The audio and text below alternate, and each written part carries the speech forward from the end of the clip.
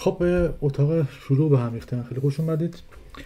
قسمت اول ویدیو پادکست رو میخوایم ضبط کنیم و مسلما یکی از شاید سخت‌ترین و دشوارترین قسمت اول هستش و معمولا شاید جالب در نیاد. ولی خب قسمت اول با یکی از تجربه‌های جالب من توی این چند وقت اخیر شروع میکنیم که توی جابجایی وسایل خونه اسباب کشی به یکی از بچه‌ها کمک کردم و این بابت یه راهی شد برای ایجاد یه دوستی خیلی باحال و عمیق در میشه گفتش. خب اتاق خیلی شلوغ به هم ریخته است. خب همیشه اینطوری خواهد بود مسلما و همیشه سعی میکنم که من یکم مرتبش بکنم، ولی خب هر روز انقدر نامه و این داستانا میاد اینجا دیگه من تا نامه‌های قبلی رو میرم اینجا میذارم توی زونکم و مرتبشون میکنم، نامه‌های بعدی میاد و جایگزین میشه. فرصت نیست که بخوام جابجاشون کنم.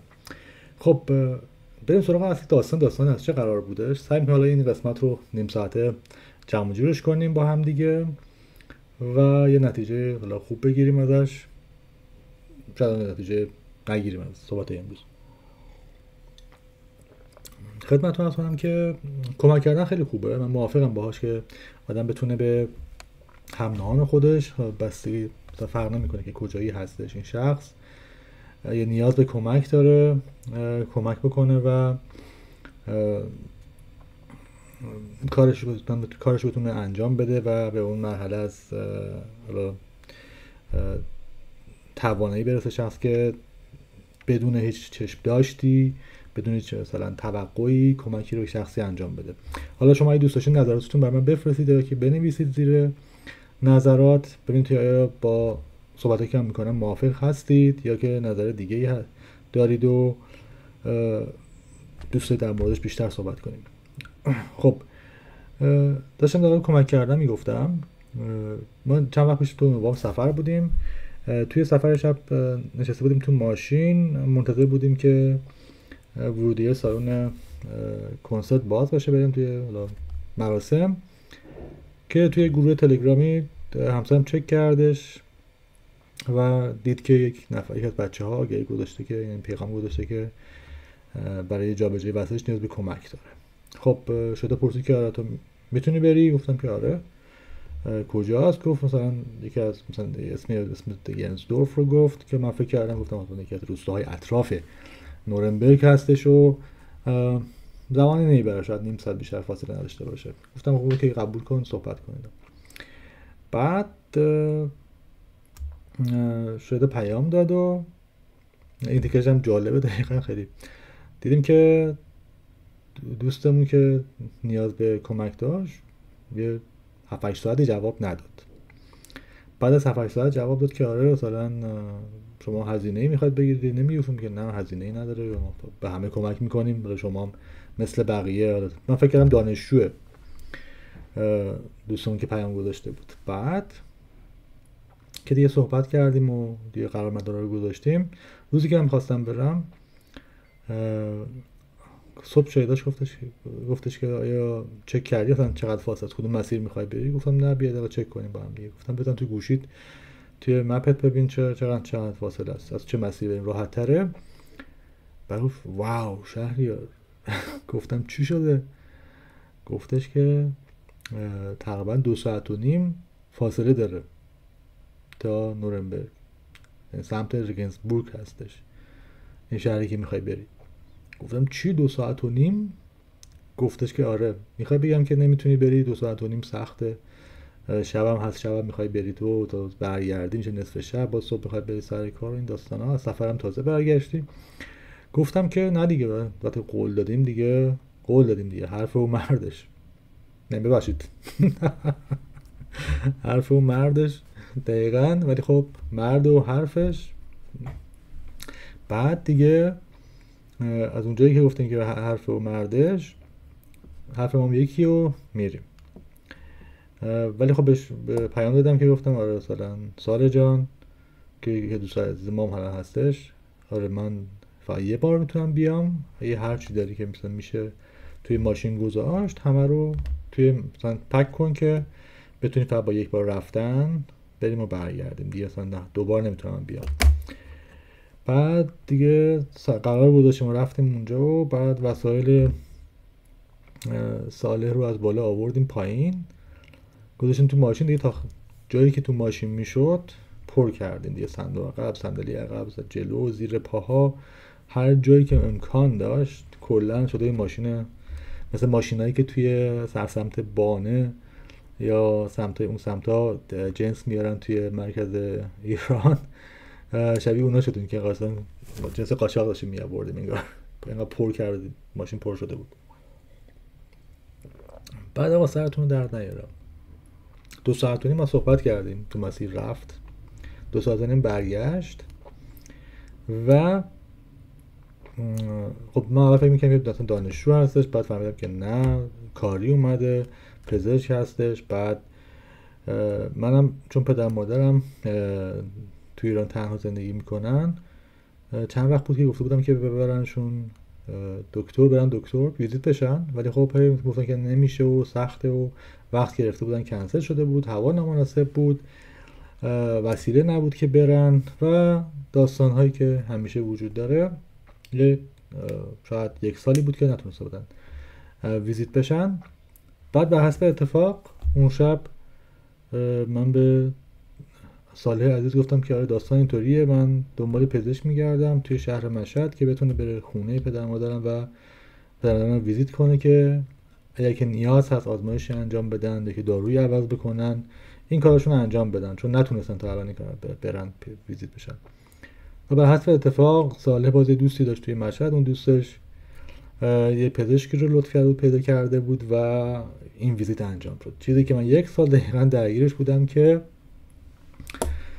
بتونم این کار انجام بشه برای پدر مادرم و بشن. و خیلی جالب بود برای من که این اتفاق افتاد. حالا هر چیزی میشه اسمش گذاشت، این اتفاق افتاد، من قبول کردم که این کار رو انجام بدم، با وجود اینکه مثلا خب مسافت راحتی و کمی نبودش.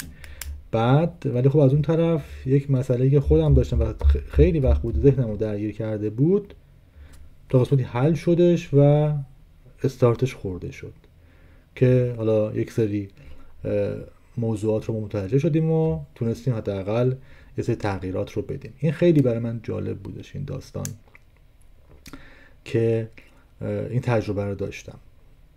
ولی خب به نظر خود من همیشه خودم میگم که کسی که کمک میکنه، یعنی توی دیدگاه خود من اینطوری هستش که وقتی تو گفتی که اوکی من این کارو برای تو انجام میدم،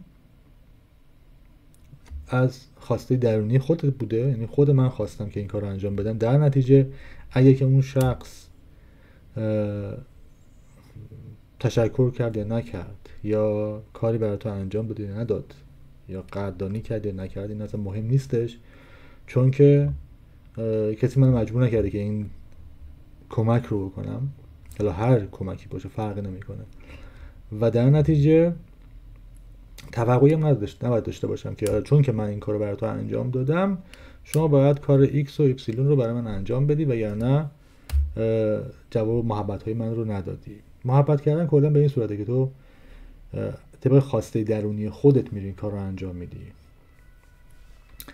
و صدایی که الان میشه صدای آمبولانس اینجا، خب همیشه چون ما محل زندگیمون کنار خیابون اصلی هستش، من بعدا متوجه شدم که اینجایی که گرفتیم، حالا اینجا داستانش جالبه، این محل خونه که گرفتیم سر کنار خیابونی هست و سر تقاطعی هستش که محل عبور تمام آمبولانس‌ها و ماشین‌های کمک‌های اولیه شمال نورنبرگ هستش و استارتش از اینجا میخوره و اینجا رد میشن. بعدا متوجه شد. حالا این وسط این صحبت‌ها این تغییر خونه ما هم که خیلی من جالب بودش. ما خونه قبلی که داشتیم خب تو زمان کرونا بودش و به خونه کوچیک‌تر بود از خونه که الان هستیم و خب اجاره‌ش هم ارزان‌تر بود، خوب بود، طبقه آخر بود، به اصطلاح پنت هاوس بود و خیلی ویوی خوبی داشت، بالکن خیلی بزرگ داشت، خیلی مزایای خیلی خوبی داشت. ولی خب چون که پسرمون تازه به دنیا آمده بود، ما خیلی دوست داشتیم که بتونه فضای بیشتری داشته باشه برای بازی کردن و حالا تحرک داشتن، چون من خودم به شخصه اعتقاد دارم که بچه ها باید تا زمانی که میتونن فعالیت بکنن و اون انرژی و اون تجربیاتی که نیاز دارن رو حالا انرژی تخلیه بشه و اون تجربیات رو کسب بکنن. خیلی جالب، ما تو دسامبر جابجا شدیم، خونه رو با ما اینجا یه ماه زودتر تحویل دادن، تونستیم که اونجا برای خونمون یه دونه مستاجر پیدا بکنیم، خونه رو بدیم به مستاجر بعدی و بیایم اینجا. دقیقا روز دوم یا سوم بود که توی این خونه بودیم، چون باید اتاق رو رنگ میکردیم. حالا اینجا معلوم نیستش که دیوارا اینجا مثلا دیوارا رنگ شده یکی در میون، اتاق بچه همینطور، اتاق بعد موکت میشد و داستانهای دیگه. وسایل وسط حال بود، همه یک وضعیتی بود برای خودش. در همین حین داشتیم که وسایل رو نصب میکردیم و توی سر جای خودشون قرار میدادیم، دیدیم که پسر کوچولومون که 1 سالش شده بود، 1 سال حالا چند روزش بود، تو روز دوم تو اتاقش که داشت بازی میکرد شروع کرد راه رفتن، بلند شد راه رفت خودش. و این خیلی برای من جالب بود، یعنی خیلی حس خوبی از این اتفاق داشتم. یعنی تغییرات به نظر من همیشه خوبه، یعنی باعث رشد و پیشرفت میشه. همینطور که مثلا مهاجرت به این صورت هستش تأثیر گذاره. مثلا خب من توی از ایران که اومدیم اینجا راحت نیستش از صفر شروع کردن، حالا داستان زیاد داره بعدا تعریف خواهم کردش. از صفر شروع کردن راحت نیستش و حال خب سختی خودشو داره، مشقت‌های خودشو داره. بعضیا خیلی مثلا کم میارن برمیگردن، بعضی دچار افسردگی میشن و باهاشون میمونه و هزاران داستان دیگه. خب یکی از اصلی ترین چیزهایی که هستش دوری از خانواده است. وقتی از خانواده دور میشی و مسلماً یک سری دغدغه‌های فکری مثل این مثالی که الان زدم اینجا برای هر شخصی پیش میاد.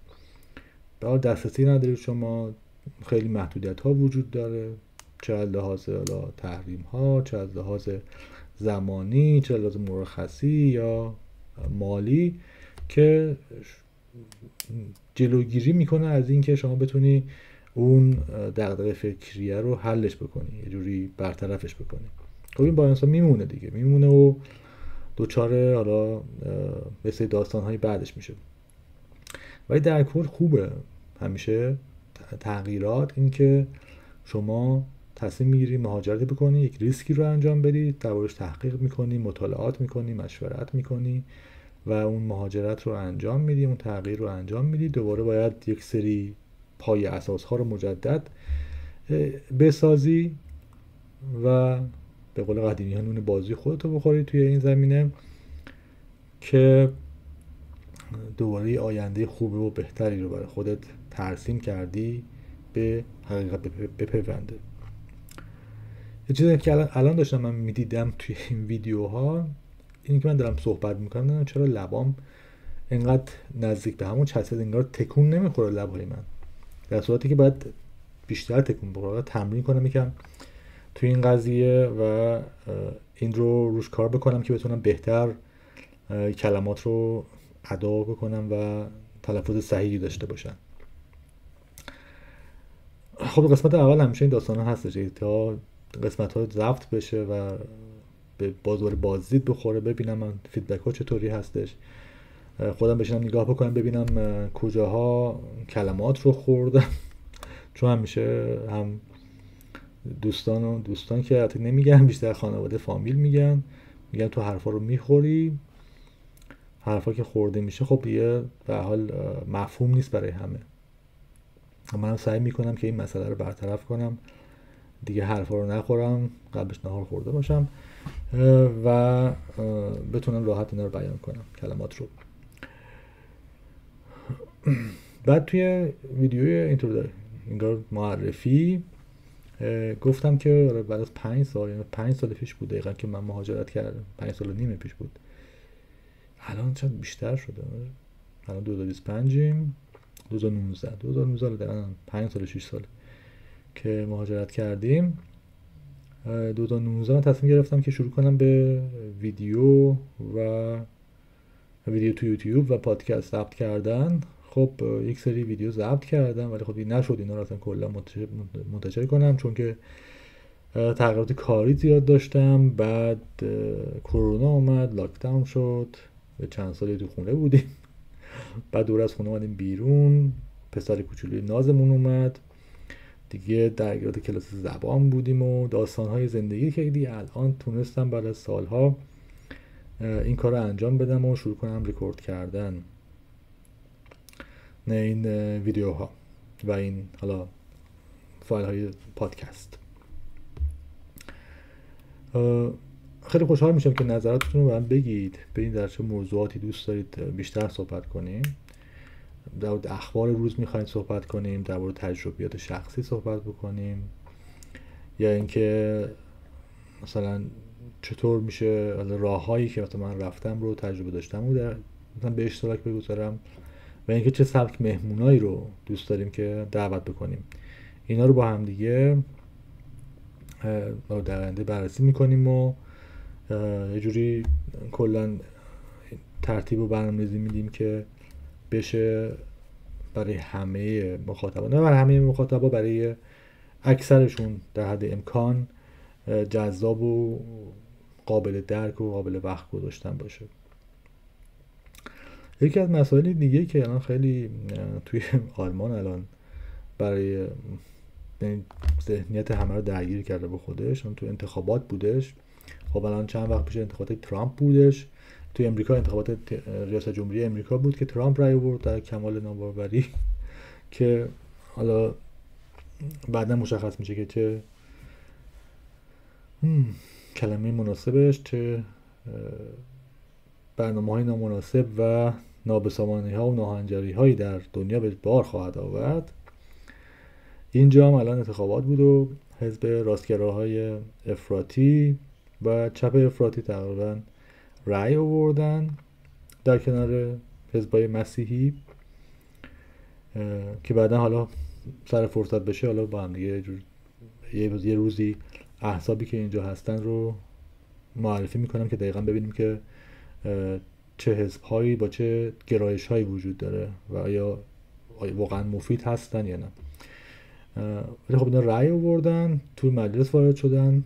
مثلا حزب آیفده که حزب راستگرای افراطی هستش، طبعا 10% نسبت انتخابات گذشته کرسای بیشتری رو به دست آورد. حالا فرض کن شما مثلا 20% یک مجلس راست افراطی باشن، چطور میخوای قوانین رو تصویب بکنی؟ چه قوانین تصویب خواهد شد؟ چه سنگ اندازی هایی میشه؟ و یواش یواش در حال رشدن. دقیقاً زمانی که اون جنگ جهانی دوم بود و قبل از اون که این جنگ به وجود بیاد، حزبی که حاکم شد دقیقاً انتخابات بودش. اون حزبی که جنگ رو ایجاد کرد، من اسمشو نمیارم، نمیدونم یا فیلتر بشه یا نه نمیدونم، ولی خب اون حزبی که روی کار اومد، قدرت رو به دست گرفت و جنگ رو ایجاد کرد، این حزبی بود که قدم به قدم توی دموکراسی با رأی‌گیری ها به قدرت رسید در چندین سال، در چند مرحله انتخابات، و در انتها شد قدرت اکثریت، مجلس رو به دست گرفت، نخست وزیری رو به دست گرفت و قانون تصویب کرد که تونست تمام اختیارات در اختیار نخست وزیر باشه و نیاز به اوکی از مجلس نداره، تصویبی از مجلس نداره، و طی این اختیاراتی که گرفت یواش یواش کل کشور رو زیر سلطه خودش برد، جنگ رو شروع کرد و جان انسان هایی که بیگناه، چه توی آلمان چه کشورهای دیگه، از بین رفت و زندگیشون رو نابود کردش. این اتفاق شاید دوباره بیفته، بعید نیست. اون زمان هم هیچکس فکرش رو نمی‌کرد که اتفاق بیفته، ولی خب الان احتمالش هست که دوباره این حزبای راست افراطی که دقیقاً پیرو، یعنی چی میگن اصطلاحش رو، پیشرو نه دنبال اصطلاحش می‌کردم، به حال دنبال کننده تمام سیاست‌ها و اهدافی هستن که اون حزب تو اون زمان داشته. الان هم دارن با همین افکار اینجا پیش میرن و یواش یواش دارن به قدرت و اینکه بتونن نخست وزیری رو به دست بگیرن نزدیک میشن. خب این یه زنگ خطره برای یک کشور که راست افراطی بیاد، مثل حالا ایتالیا یا اتریش که الان به قدرت رسیدن درست بیان کنم، و باعث تغییرات سیاسی و قانونی در کشور بشن. خب مثلا میتونن وقتی اکثریت رو در دست داشته باشن قوانینی تصویب بکنن که برای خود افراد ساکن اینجا و افرادی که مهاجرت کردن به اون کشورها باعث ایجاد مزاحمت یا اخلال توی روند زندگیشون بشه. مثلا چیزی که من چند روز پیش شنیدم که در کانادا میگفتن که قانون جدید تصویب کردن، حالا صحتش رو 100% نمیدونم ولی خب توسط یه وکیل بود که داشت بیان میشد، میگفتش که قانونی تصویب کردن که افرادی که توی ایران، یعنی پسرهایی که توی ایران خدمت سربازی رفتن، باید از کانادا اخراج بشن و حق ورود به کانادا رو، خاک کانادا رو ندارن، چون جزوی از نیروی نظامی ایران بودن. خب من خودم به شخصه خب سربازی رفتم و تمام این افرادی که به حال اونجا بودن آموزش نظامی دیدن و حالا بین 16 ماه تا 24 ماه بالاجبار توی محیطی بودن که دوست نداشتن اونجا باشن، ولی خب طبق قانون باید این کار رو انجام میدادن. یک چی میگن کج فهمی برای قانونگذارا هستش که آقا مثلا اون شخص چرا باید این هزینه رو پرداخت بکنه که از اون کشور که حالا زندگیشو ساخته، آیندهشو ساخته، اخراج بشه، به خاطر اینکه طبق قانون مجبور بوده ناخواسته به یک کاری تن بده و انجامش بده و زمان خودش رو از دست بده. خودم یادم 17 ماه که سربازی داشتم که اونم داستان خیلی جذابی هستش. حتی خب همین سربازی باعث شد که من با همسرم آشنا بشم و ازدواج بکنیم. خب یکی از داستانه خوبش این بودش، ولی خب در کنار این مزیت بزرگی که داشتش 17 ماه زمان و شاید بگم و توان جسمی من رو از بین برد و خب من اینو نمیخواستم. میتونستم 17 ماه رو در راستای اهداف خودم سرمایه گذاری بکنم و موفق تر از الان بشم. خب این حالا بحثایی که برای پسرها توی این کشور وجود داره. هرچند که تو آلمان هم قبلا سربازی اجباری بوده ولی خب سال‌ها الان برداشتن سربازی دیگه اجباری نیست، هر کس بخواد میتونه بره وارد ارتش بشه یا که نیروی نظامی بشه و اون دوران رو سپری بکنه. حالا شاید اینجا یه زمانی بخواد در آینده اجباری بشه و پسرها یا دخترها به سربازی برن به 1 سال یا 2 سال. ولی خب اینجا به حال تصمیم گیری ها به این سرعت انجام نمیشه تا زمانی که پسر من بزرگ بشه ببینیم که بعد سربازی بره یا نه. ولی خب توی سربازی یک سری حالا اتفاقاتی که میفته، مثلا توی سربازی یادم توی راهنمایی و رانندگی بودم، پلیس ترافیک، و تقریبا 16 محل خدمتی، یعنی هر ماه من توی محل خدمتی بودم. انقدر که پسر پرتلاش و سخت کوشی بودم، تمام قسمت ها دوست داشتن که من برم اونجا کار بکنم باشون و از تجربه من استفاده کنن و برعکسش. البته خب اونجا تجربه های سختی هم داشت، مثلا بازداشت مثلا بود به خاطر اینکه صورتمون رو اصلاح میکردیم. خب برای من حالا به شخصه یه صورت مرتب یا حالا سر مرتب خیلی بهتر از اینه که تو جولیده و پولیده بری اونجا و تو محل خدمت حاضر بشی. خب من همیشه اصلاح میکردم و صورتم مرتب بود و اینا دوست نداشتن و اتفاقا سرهنگی که مسئول بازداشت سربازا به خاطر تراشیدن صورت بود توی نزدیک محله ما زندگی میکرد و صبحا که میخواست بره محل خدمتش دقیقا از جای رد میشد که من همیشه منتظر تاکسی بودم و تاکسی سوار بشم برم محل خدمتیم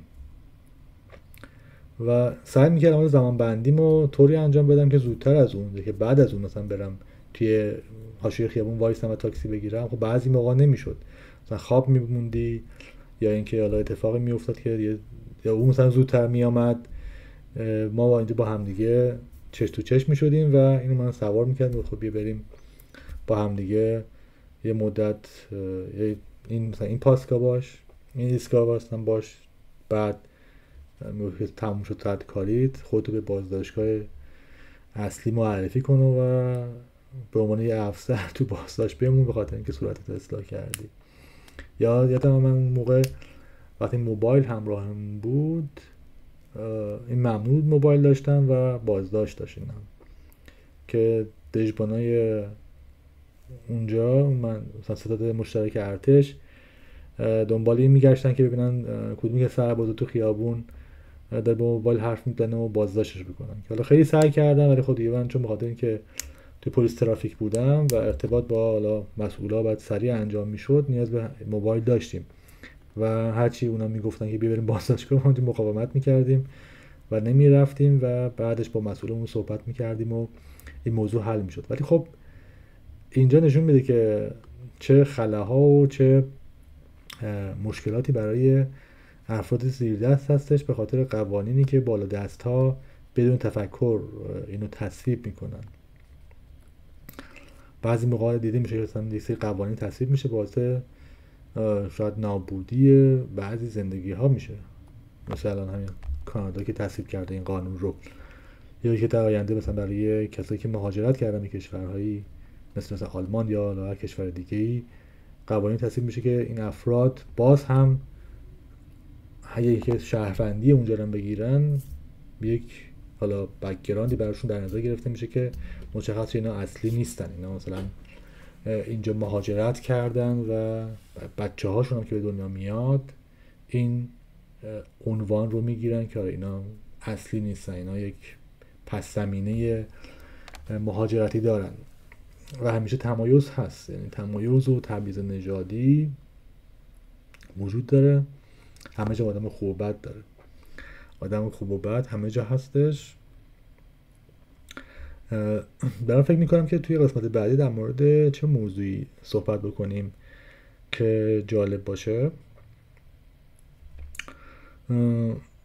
میتونیم در مورد بحث حالا مهاجرت صحبت بکنیم و اینکه چطور اصلا این کار به ذهن انسان آدما خطور میکنه و چطور این کار انجام میشه. چون من کلا بدون سانسور و بدون انگار بی پرده صحبت میکنیم، هیچ متنی آماده نمیکنم و تو ذهنم میاد اونجا صحبت میکنیم که به خودش اتومات حرفا میاد و میریم جلو، دیگه نیاز نیست که بخوایم فکر بکنیم و برنامه بریزیم.